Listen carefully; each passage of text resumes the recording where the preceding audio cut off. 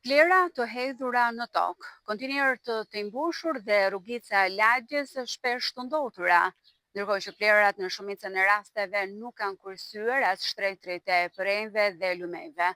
Fatkeqësisht është kjo situata dhe panorama që ka shoqëruar prej disa kohësh territorin e Bashkisë së Elbasanit, edhe pse bëhet fjalë për një bashki e cila ka një incinerator, duket se situata e mjedisit do t'i duhet kohë që të marrë një zgjidhje përfundimtare.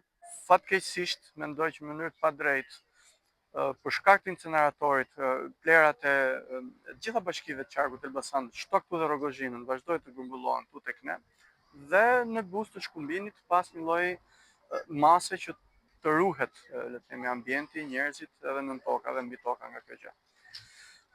Është e vërtet që si opozit kemi kërku ndryshimin e pozicionit të grumbullimit të plerave, por ju me drejtë vini re që ka dy gjëra. Njëra është çështja e mospërmendjes më të inceneratorit. Mendoj që mospërmendja e inceneratorit tashmë është një çështje thellësisht kriminale dhe thellësisht i takon prokurorisë të trupës hetimore. Pra, me çështjen incenerator, i cili ka futur tashmë disa njerëz në burg, mendoj që duhet të trajtohet vetëm në këtë mënyrë dhe ndoshta do të kemi dhe arrestime dhe burgosje të tjera. Ndoshta them sepse nuk kam asnjë informacion.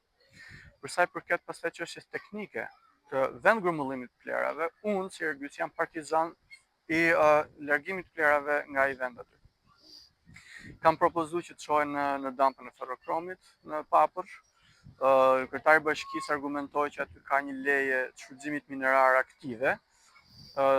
Nuk më duket se kësaj qeverie edhe këtij pushteti lokal për Partia Socialiste i ka munguar ndonjëherë mundësia për të rregulluar gjëra edhe aty për aty, edhe në mënyrë ekskluzive, edhe të nxjerrin 30 e kusur dekrete qeveritare vetëm për të prishur teatrin kombëtar dhe për të bërë diçka tjetër. Pra, nuk i mungon vullneti kur don kësaj qeverie dhe kësaj infrastrukture politike për të rregulluar të tilla gjëra. Mendoj që plerat nga aty duhet ikin. Nuk kanë asnjë përmirësim nga vendgrumbullimi i vjetër i plerave që ka qenë pranë varrezave të qytetit dhe që digjeshin sepse nuk mund trajtoheshin.